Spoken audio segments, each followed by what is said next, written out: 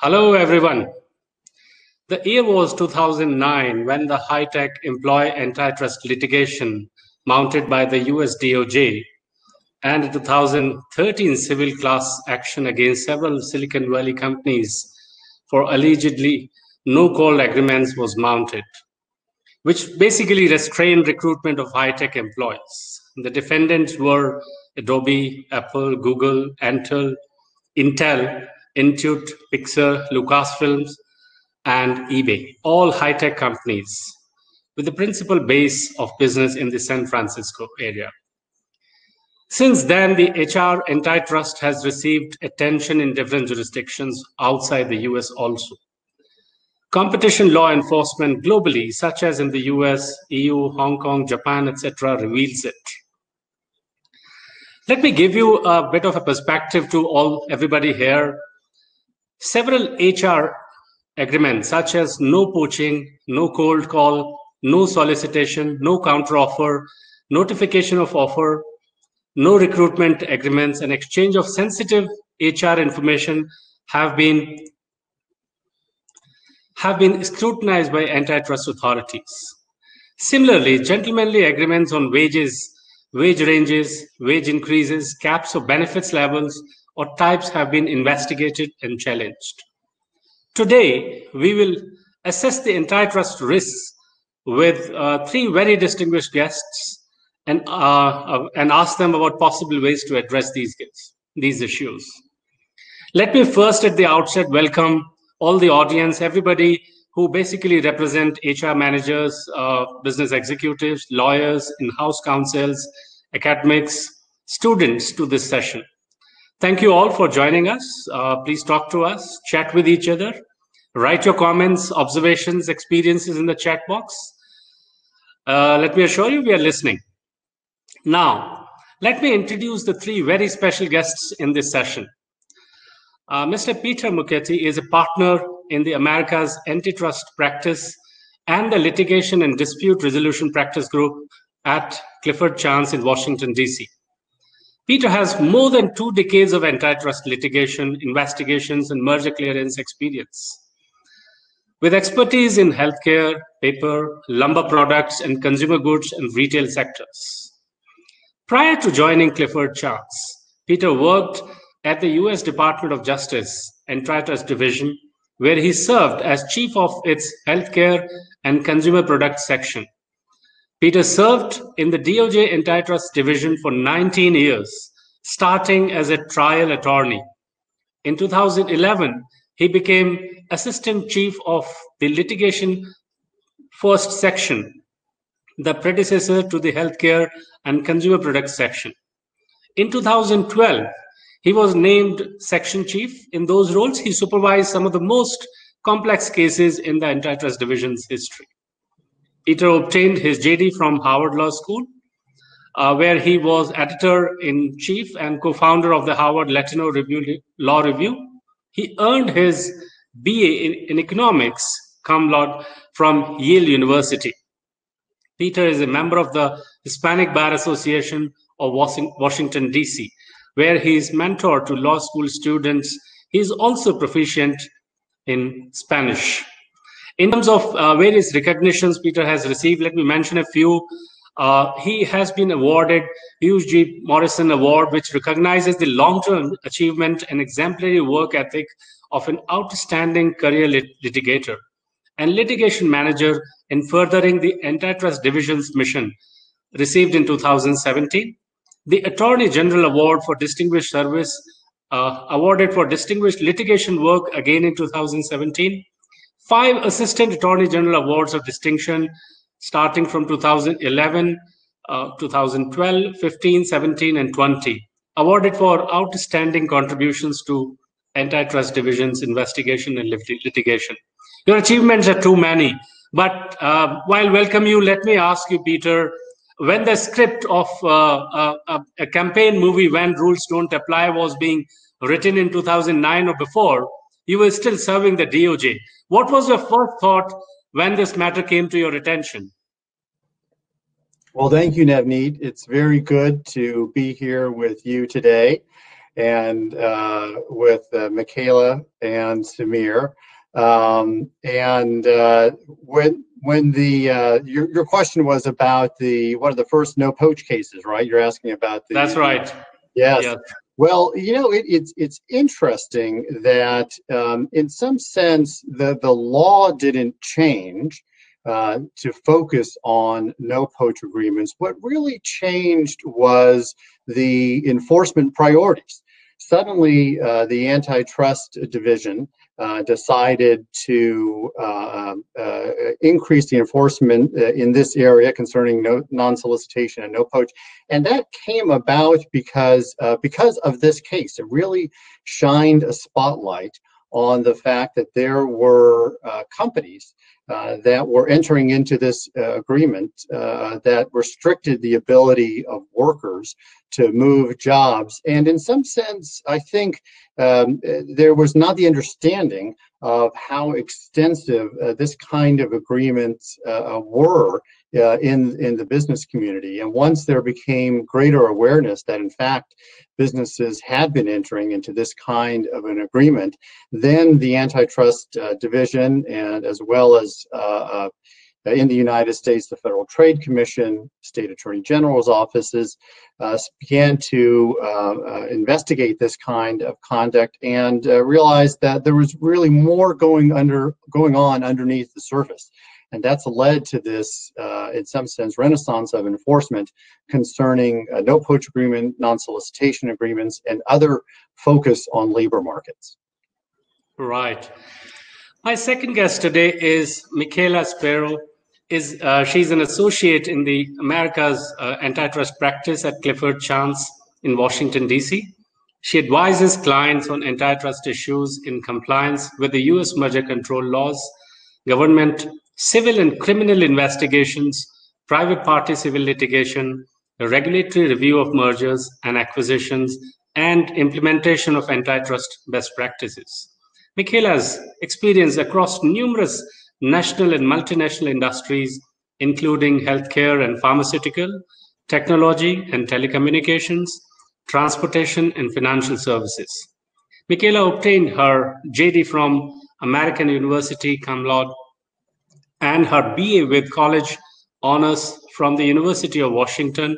She also has an LLM in European Union law with a focus on competition law from the Universidad Carlos de Madrid. Welcome, Michaela. While welcoming you, let me ask you, do you see HR antitrust action spreading to other jurisdictions outside the US? Thank you very much, Navneet. It's nice to be here with you and Peter and Samir.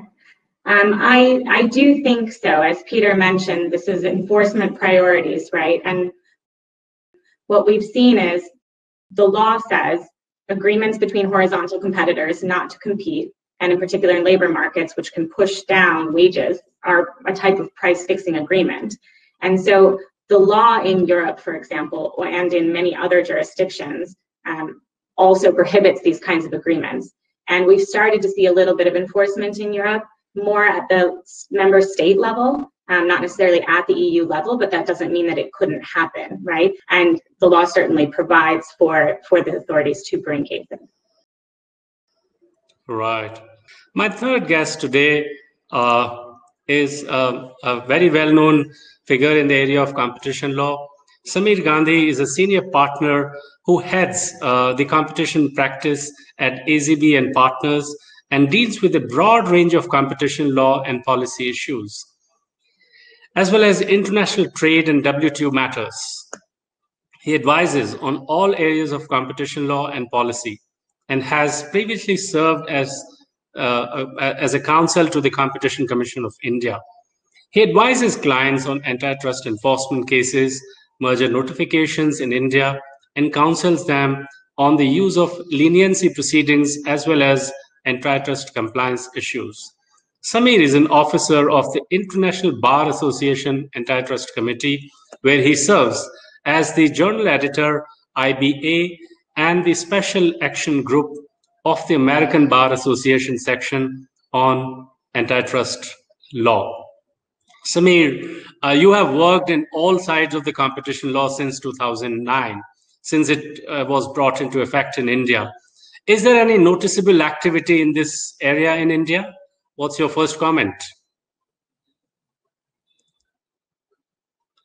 I think you are on mute. Thanks, Navneet.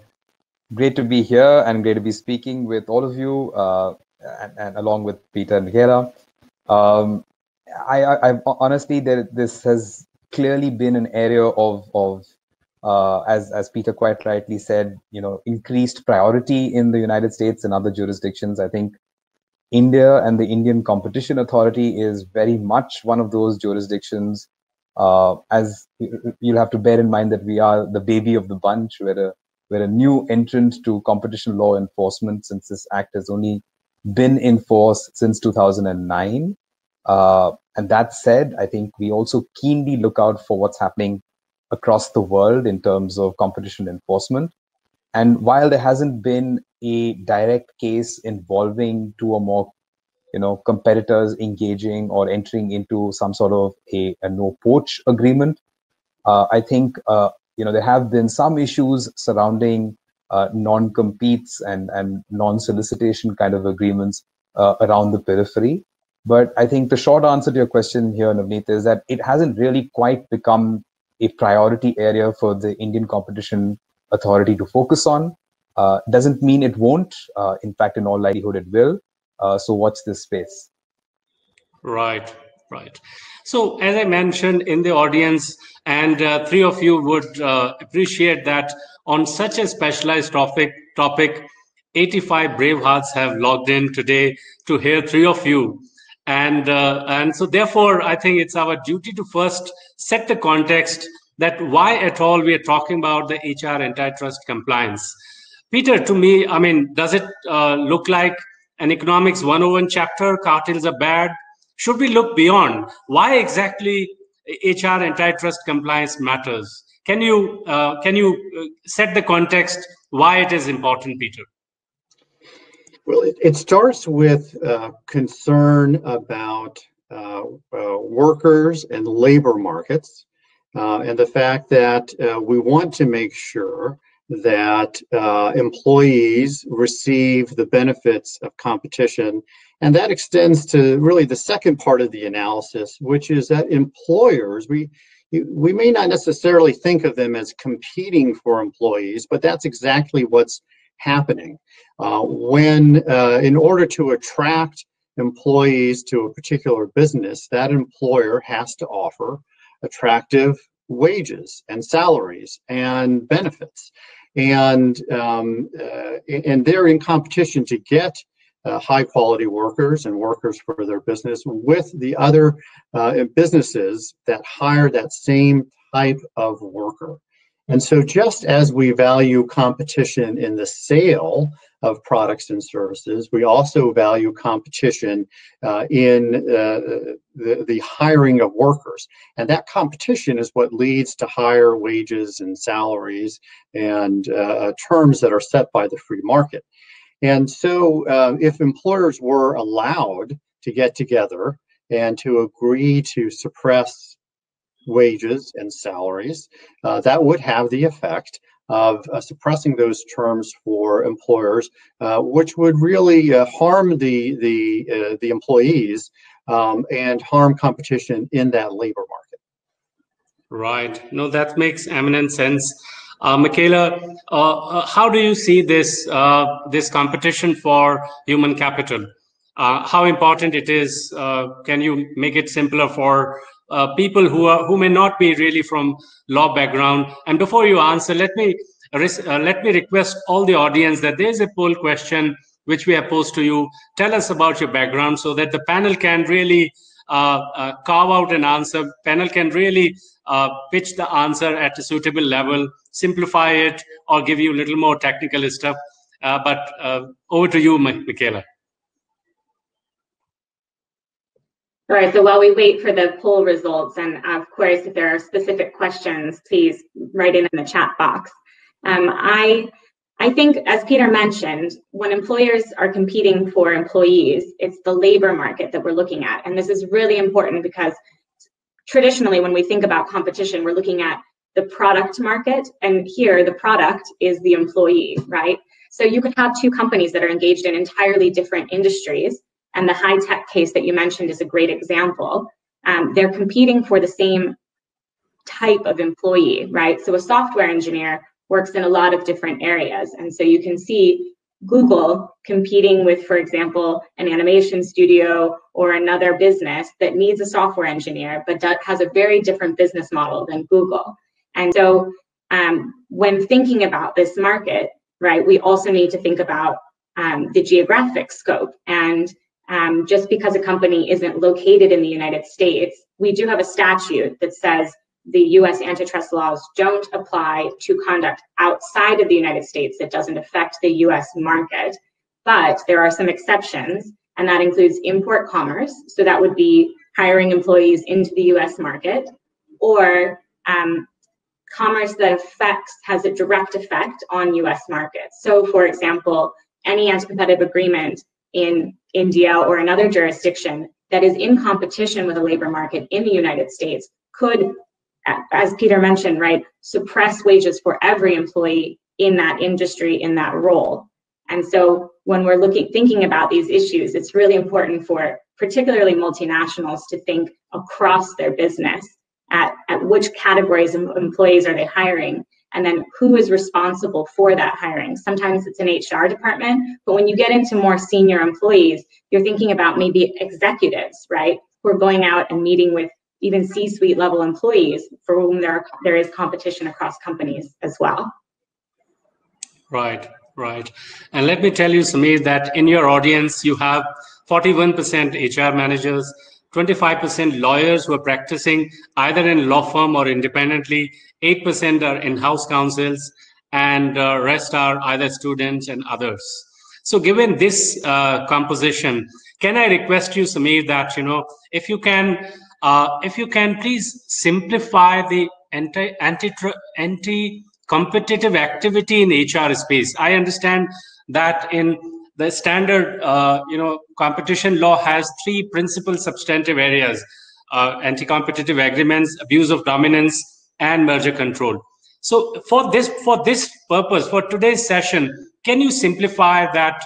How anti-competitive agreements, where do they fit in this framework, and what kind of impact they can have, particularly for your audience who are primarily from India, it seems. We will get to know in the next question. Over to you, Samir. Thank you, Navneet.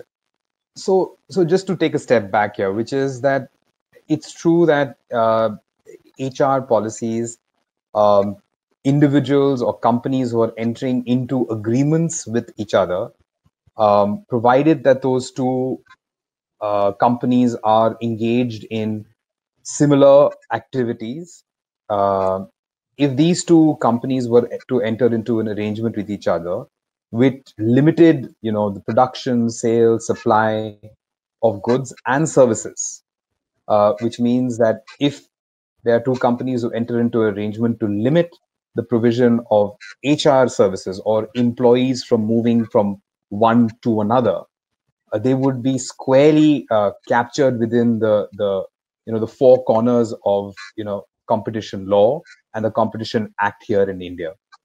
And the irony here is that because it would be an arrangement between two competitors, the competition agency would not get into details about whether it was the labor market which was affected, or for that matter, what market was affected. There is an assumption that any cartel-like arrangement entered into between two competitors is anti-competitive. So to that extent, I think, just to simplify it for all our viewers, if there are two competitors, if there are two organizations which are in similar kind of businesses, and they have entered into an arrangement such that they will not poach employees from one to another, it's distinctly possible that the Competition Commission of India would be interested, as that activity could have the effect of limiting the provision of specialist or professional services in that services area. So I'll stop there, Navneet, just to keep it as simple as possible. I think it's an issue that all HR managers should flag and certainly be part of their larger compliance protocol. Right. I will come back to you with some more questions on this, Amir, from the Indian perspective. But let us now switch our attention to the regulatory trends. All three of you have said that in some measure, either major or minor, it is on the list. But let's first try to comprehend, starting with US, Peter. Can you give us how the entire story has unfolded? I think it all started somewhere before 2009, and then formal guidance notes were released, etc. But give us a sense of how the entire HR antitrust scenario has evolved from the regulator's perspective, Peter. Right. I mean, it really has been a change in how in the United States and other countries are thinking about agreements among employers not to solicit employees from each other, agreements to set salaries.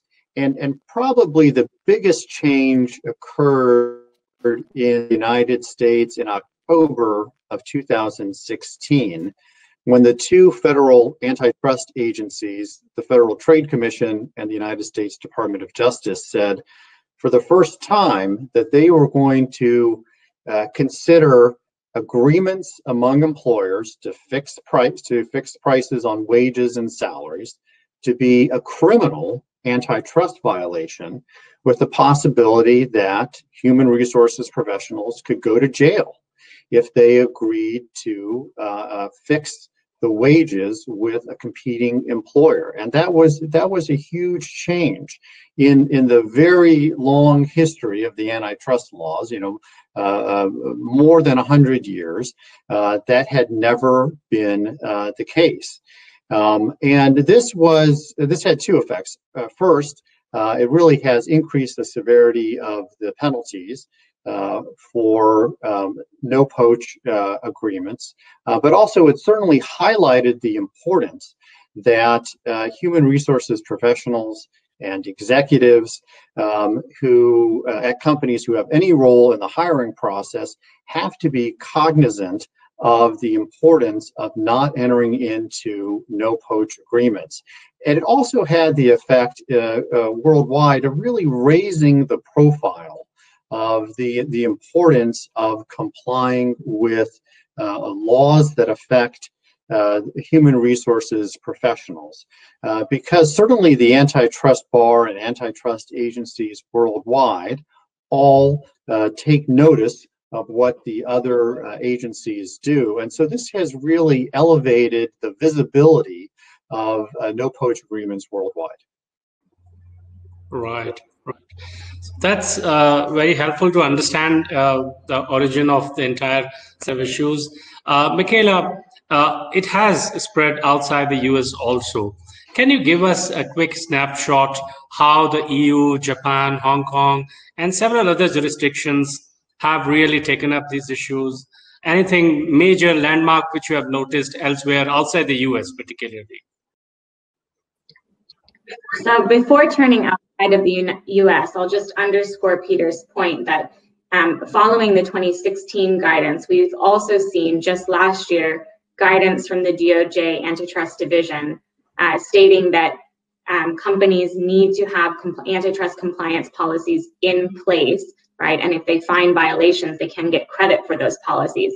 And in that guidance, the DOJ underscored that human resources and anyone responsible for hiring needs antitrust compliance training, right? It can't just be limited to those in sales or procurement, depending on where the hot spots are, but all HR departments need antitrust training.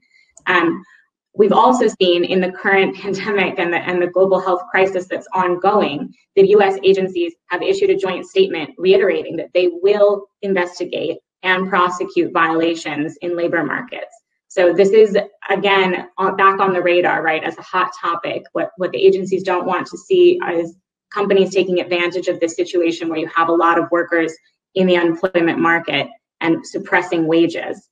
Outside of the United States, I think you're going to see the same thing. The authorities are all looking at how is the current situation affecting employment, affecting supply chains, and they're going to be taking a close look as we come out of the pandemic, I hope soon, at what has changed, right? And how are the labor markets affected? And if they see agreements arising, which sometimes we see an uptick in anti-competitive agreements in times of economic downturn, they will investigate and prosecute those agreements. And a big one that I think is familiar globally is the auto parts cartel.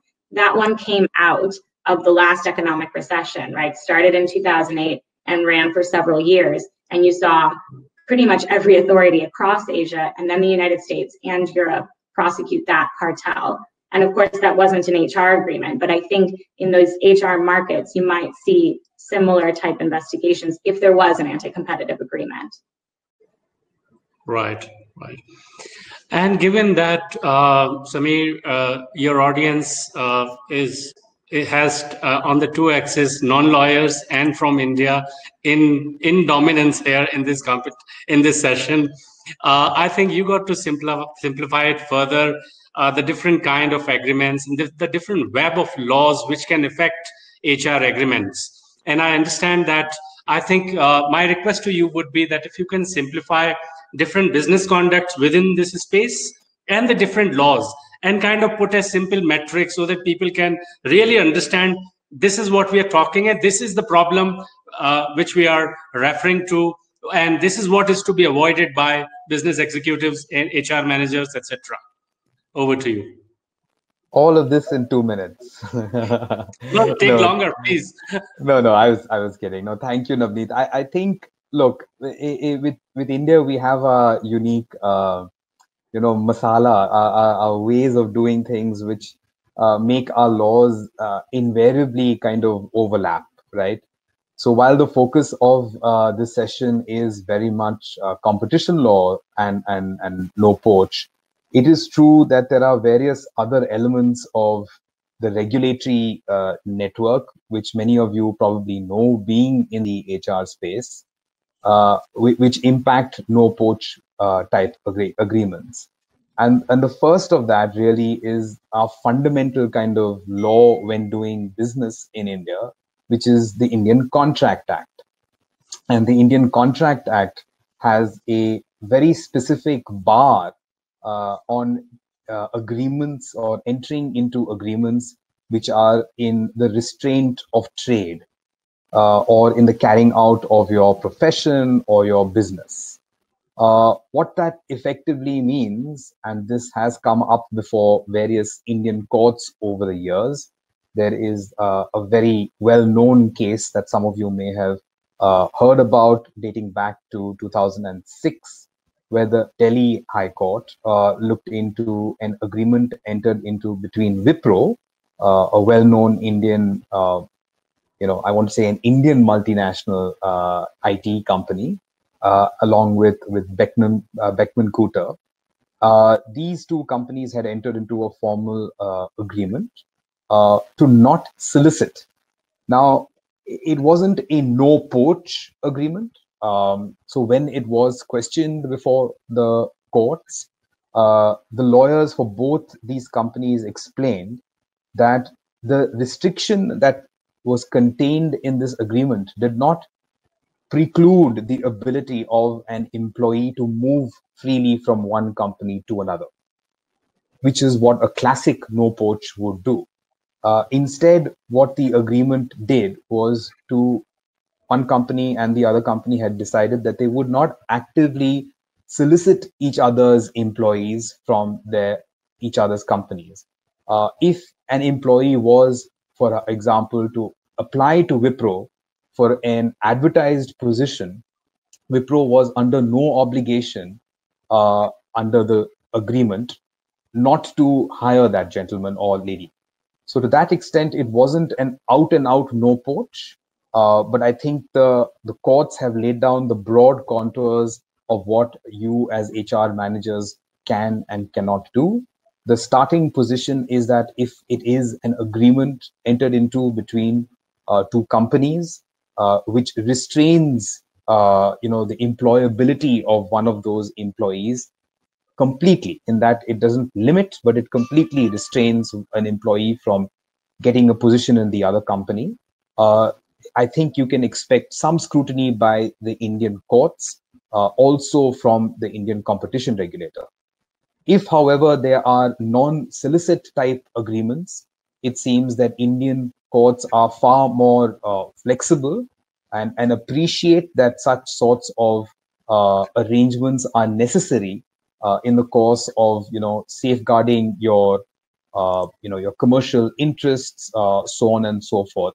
So say, for example, if you had a non-disclosure arrangement with an employee, which suggests that if he was or she was to move to another competing company, but in doing so, any commercial secrets that the employee was privy to at this agency cannot be disclosed to his or her future employee. That, for example, would, I think, be not only typical but very, very acceptable. So I think, Navneet, what you see Indian courts outside of the competition agency doing is to adopt a pretty case-by-case kind of approach. But it is true that their starting position is that be very careful when you limit the right of an employee to move between two jobs. Right. I think that helps the audience. And I've also asked a question if people have witnessed in their industry any restrictive HR agreement, and I'm still waiting. People are still, I think, still responding. But let me get back to Peter and ask him, when when an antitrust matter involving an HR agreement, involving any kind of restrictive agreement is mounted.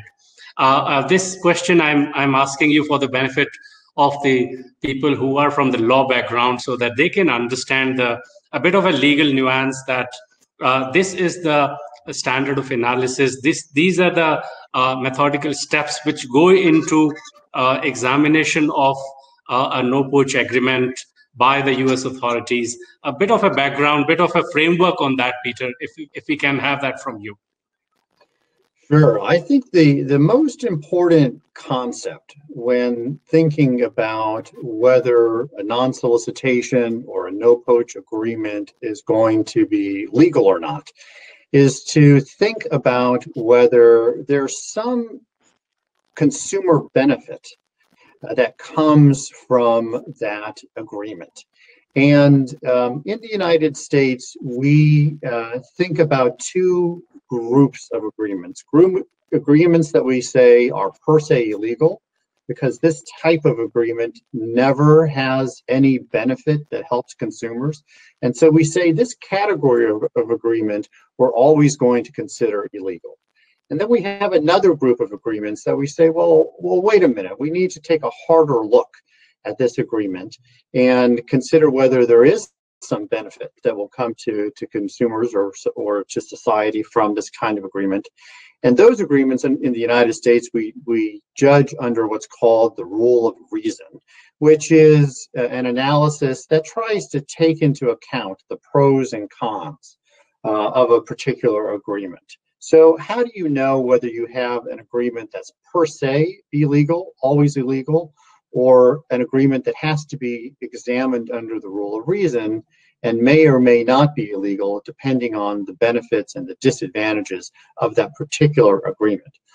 Well, we ask the question of, does this restriction, is it reasonably necessary to achieve a benefit? And I'll give one example of a kind of no-poach restriction where it is arguably reasonably necessary to have a restriction on employment to further a pro-competitive purpose.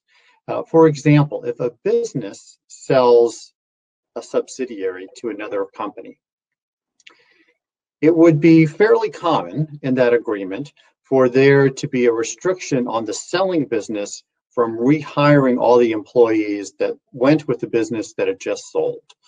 And the justification for that is if the buying business had to worry about the selling business taking all those employees back, then it wouldn't know that it would get the benefit of the bargain from having bought that business.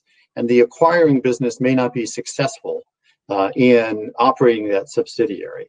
Now, the terms of that no poach have to be carefully limited and thought through, and really ensure that it's being tied to the pro-competitive purpose of making sure that the acquirer of the business is going to be able to run that business. But that may be okay.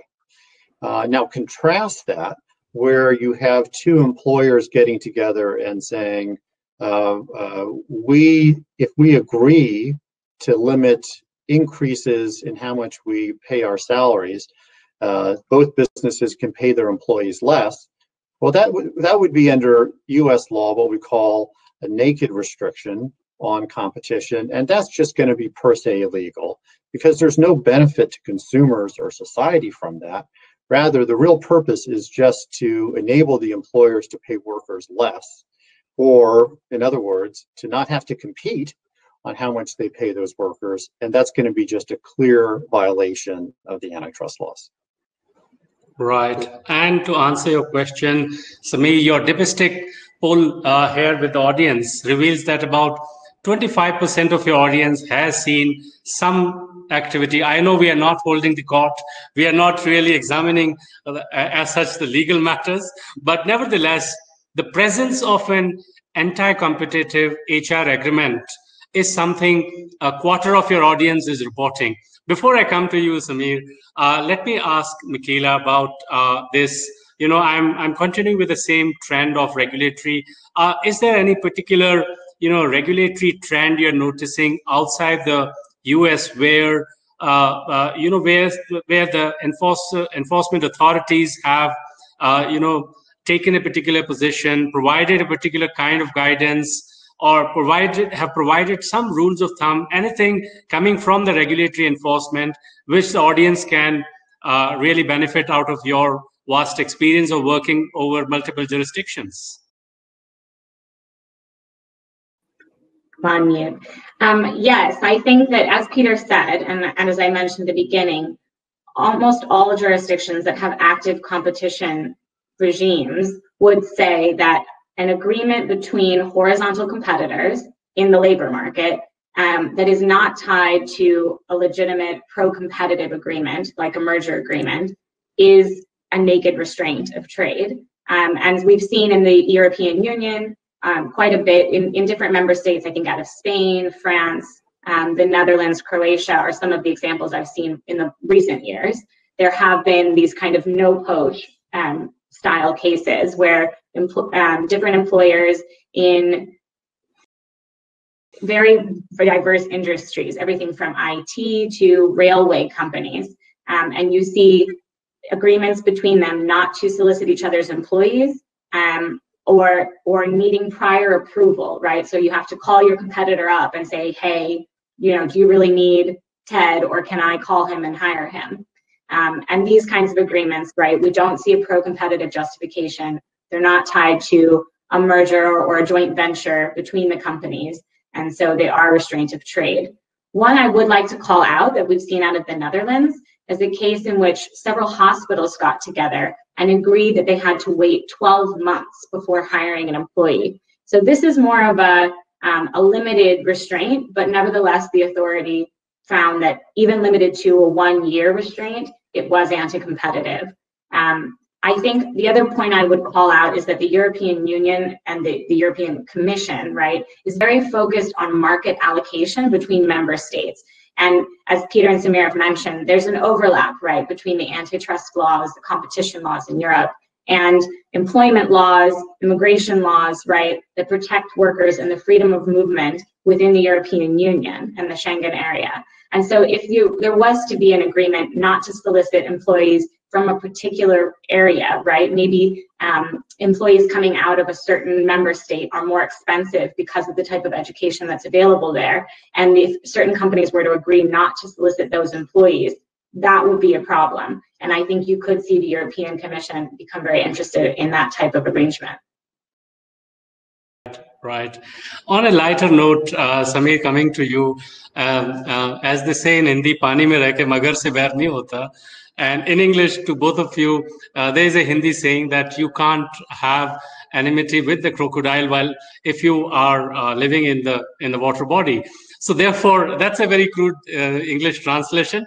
But nevertheless, I have, on sharing a personal anecdote, I have personally been subjected to exit barriers. I know that is no way connected with antitrust law, but Samir, I want to ask you, because Peter and Michaela both have used the term reasonable restrictions, right? So can you give a sense to this? What exactly is reasonable? How much of restraint is reasonable? And of course, not to say that I'm not talking of abuse of dominant kind of situations, but in this particular situation, what is reasonable to you? No, I think that's an excellent question, Navneet. So let's go step by step. First, I think the 25% of our HR colleagues who have seen the types of agreement that you list is in keeping with our conversation and my understanding. Because as I had mentioned, I think that the kinds of no-poach agreements which are frowned on are, strictly speaking, the ones between two competing companies, for example, or enterprises where you will not actively or passively move jobs from one to the other. But a no solicitation agreement, where a company does not actively solicit employees of another company, was precisely the Wipro case that I mentioned, right? Where it was the two companies had agreed that they would not actively solicit employees from each other, but they would, nevertheless, if there was an advertised post, and if an employee came to them, they would hire them. There was no restriction in the agreement that precluded them from hiring them. So I totally understand why a number of our HR colleagues would have seen arrangements like this. So that's on that statistic. And secondly, in terms of reasonableness of clauses put into employment agreements, I think I want to take a step back here and say that the no-poach kind of agreements that we're speaking about are really between two enterprises, right? Two companies. Now, it's true that in employment contracts imposed or entered into between a company and its own employees, there are a number of such restrictions. But those are, or there could be a number of such restrictions. But strictly speaking, that's not, the classical no-poach that I think all of us are discussing, right? Because it's more in the nature of, to use competition terminology, a vertical arrangement. It's between, if you can call labor as a factor of production, and labor is a supply source to a manufacturer. So to that extent, if an agency or a company is imposing a limitation on its own employees, that's again not exactly this, the kind of classic no-poach that we've been speaking about all along. So I think that's important. It's true that there are, various case laws surrounding, what it is that you can impose in a contract of employment, what a company can say and cannot say to its own employees in a contract of employment. It's true that there are several things like, confidentiality, non-disclosure, cooling off periods, so on and so forth, that are contained in contracts of that nature. Again, I'd hesitate to call them the classic no-poach. I would say they were, pure and simple employment contracts. And for each of those restraints, I think they have, they've been tested in Indian courts. And I will simply say that it's very difficult for you to, as we say in law, specifically enforce. You can't tell an individual once he's decided to leave a company that, look, you've got to stay on, right? That's not only just counterproductive for the company, it's probably illegal in terms of confining that lady to quarters, as it were. But so you can't specifically enforce a contract for employment. What you could do in such contracts is seek damages, right? So, I mean, if someone has breached a non-disclosure arrangement, someone has not honored the so-called notice or cooling off period, so on and so forth, I think there is a monetary quantum of damages that you can seek, which, unlike the United States and other jurisdictions, it can't be treble or 3 times or whatever else it is. It's got to be somewhat linked to or proportionate to the loss actually suffered by the employer. So I think that's Navneet, to answer the second part of your question, including I think your personal angst and I can't say not mine as well, at having been at the receiving end of some of these sometimes unreasonable demands by employers. Right. That makes an eminent sense. And I think now in this part of the conversation, I want to draw the experience of three of you to help people manage the compliance. So let us switch our attention to the compliance part of the concerns now. I think we have raised the red flags now. We have understood where exactly the problem could be. And to the audience, I would like to say that whatever questions you may have, please write those questions in the chat box. You may be facing some practical difficulties in either understanding the problems or achieving compliance. You can write your questions in the chat box and we will try to take those up in the conversation. Starting with you, Peter, do we have to consider anything special about it, or is it just just the regular antitrust compliance? You have advised a variety of clients. You have been on the regulatory side. You have been now on the advising side. Give us a sense how to set up a compliance which works.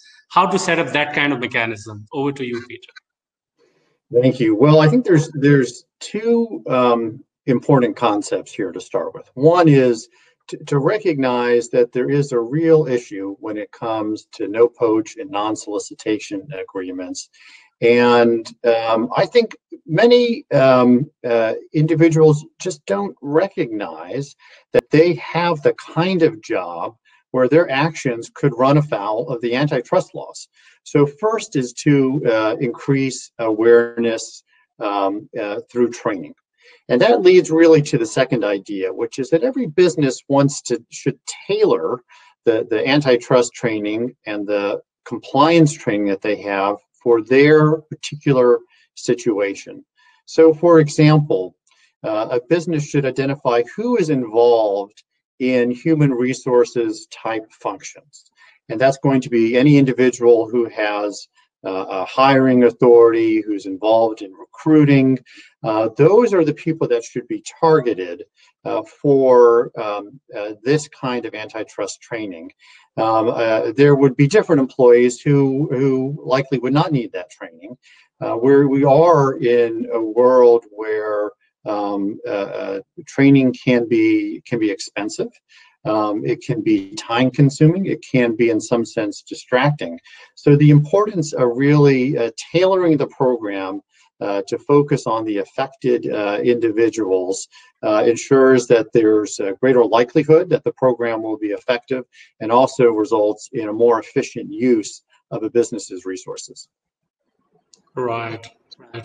And Peter, there's a question that, who will be subject, who will be party to a case? There's a question, does an employer face any kind of litigation in the context of no poach or non-solicitation?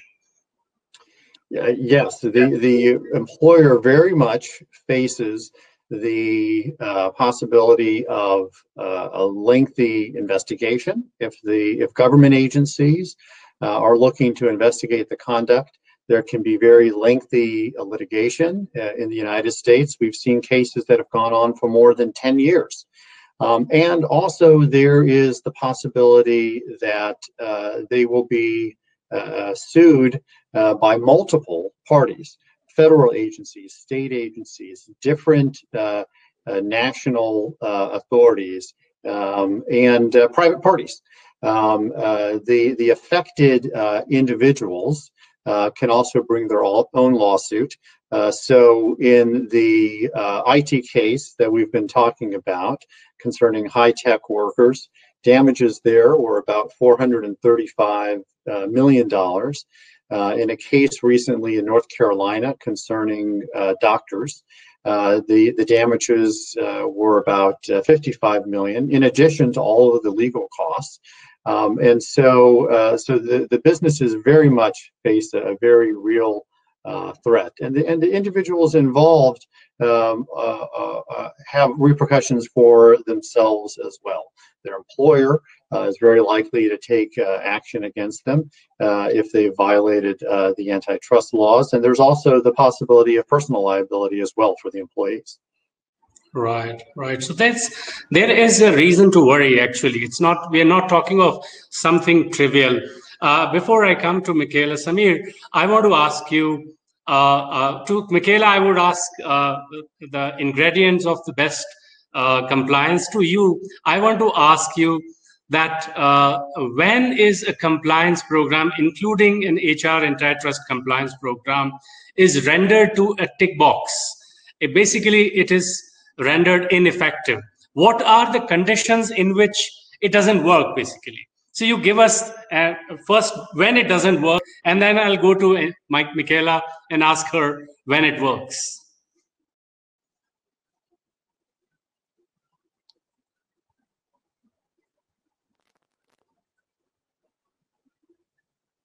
Okay, am I audible?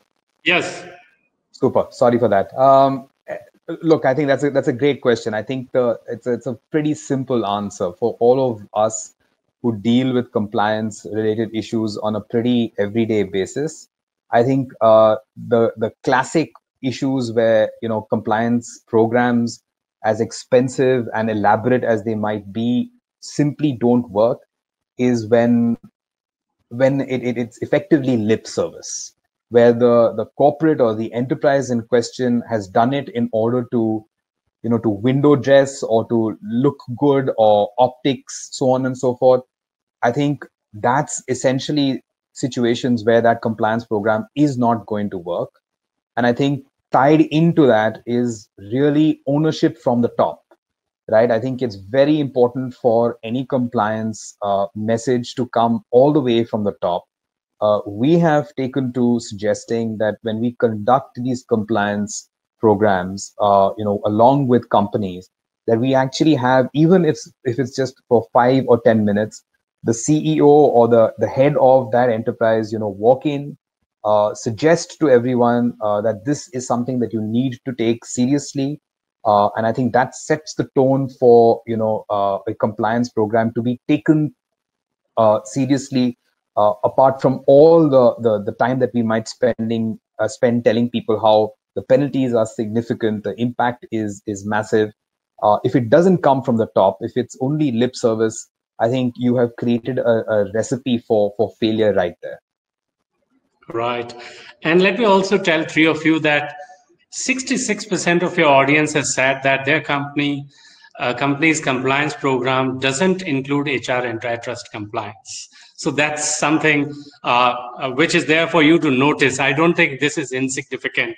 Michaela, to you, to all these people, give them a workable solution. When does it work? I think part of the answer has come from Samir, but you can elaborate a little more on that.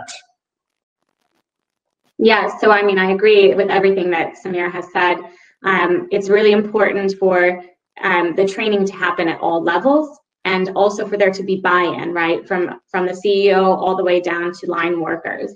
One thing that we recommend, and particularly as a company gets larger, the onus to do compliance training and compliance review can become quite expensive and quite time intensive. And so tailoring your compliance program, looking at where are areas where we perhaps have a larger issue or are more likely to have an issue. So if there are particular types of employees where there's only 1 or 2 companies, or 3 or 4 even, competing for that type of employee, that would be an area to look at, right? Because we see a greater likelihood of anti-competitive agreements in industries where there's less competitors.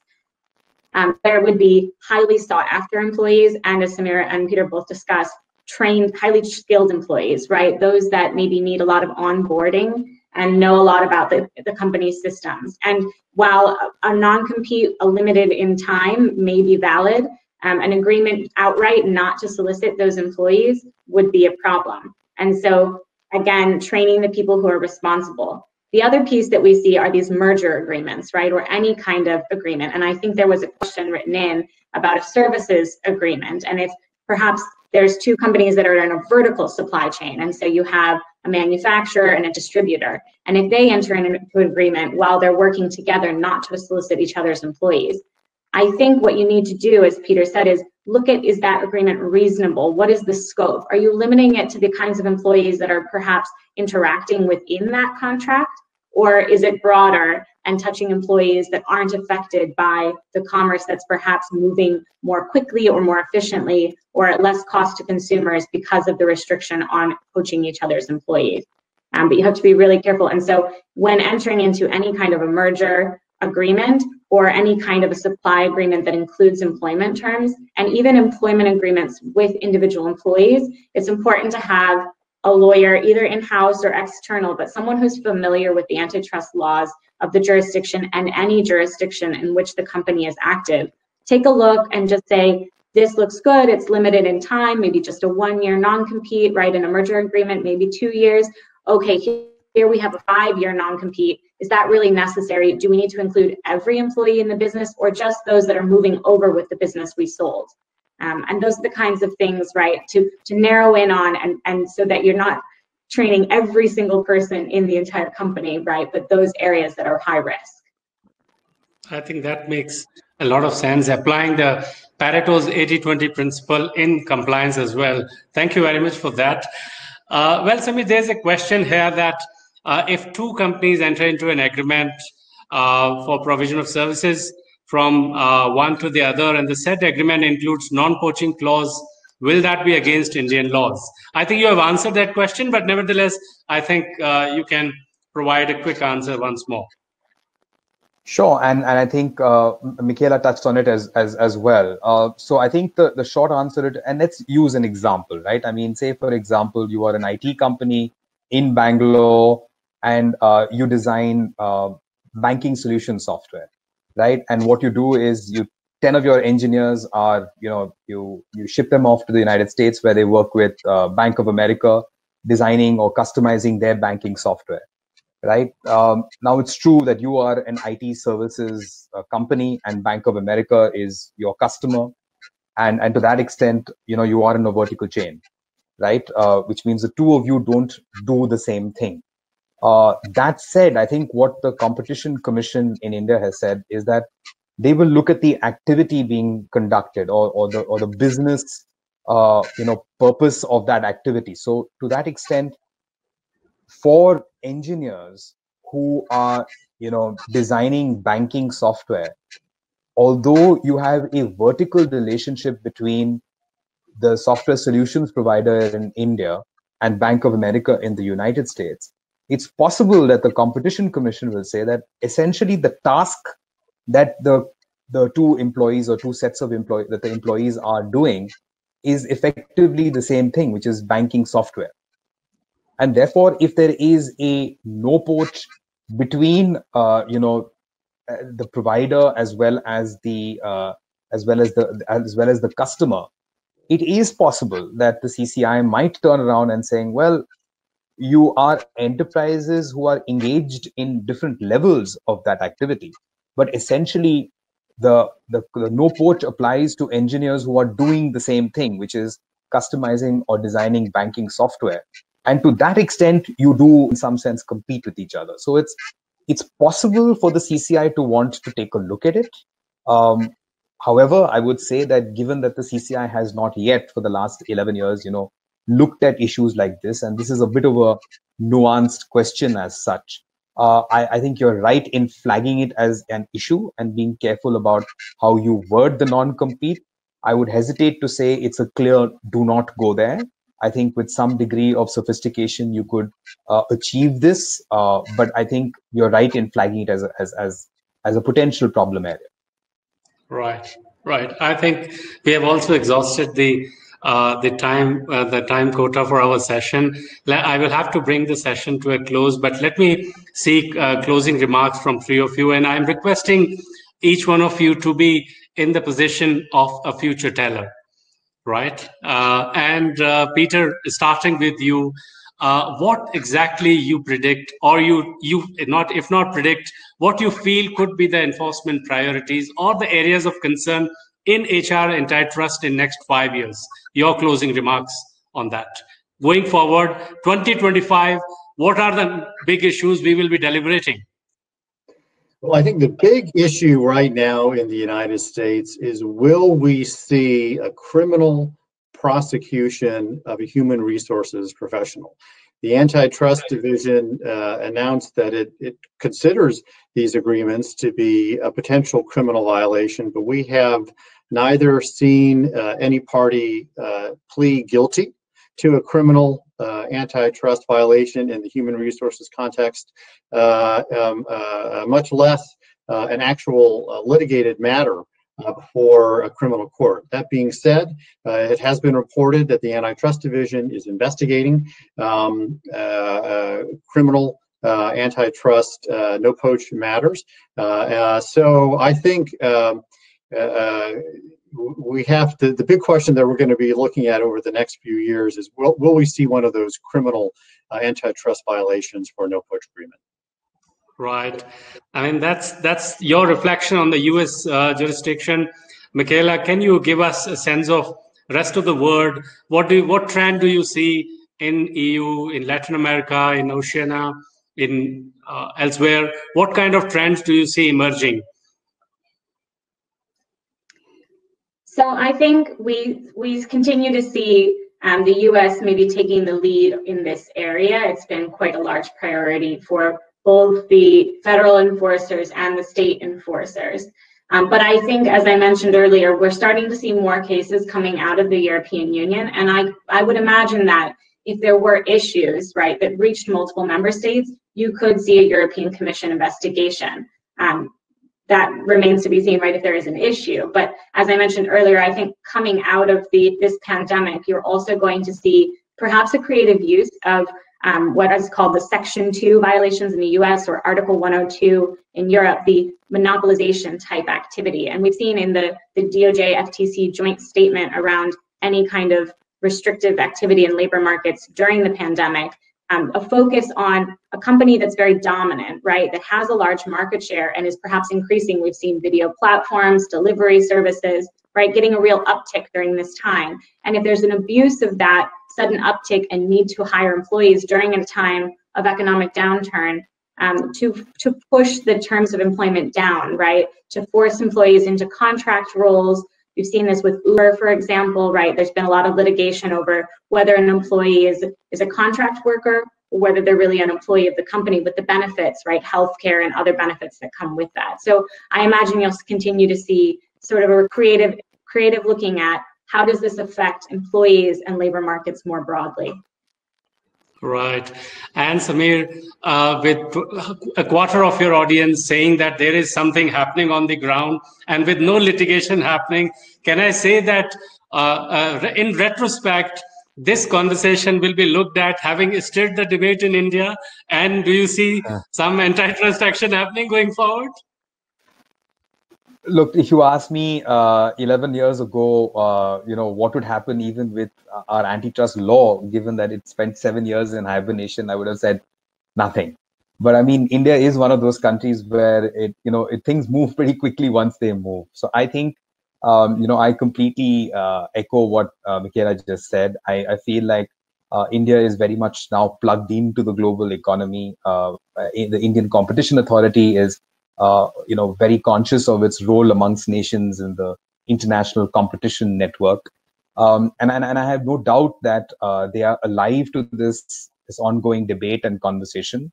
I think they will, if given an opportunity, have a hard look at no-poach type agreements between two competitors.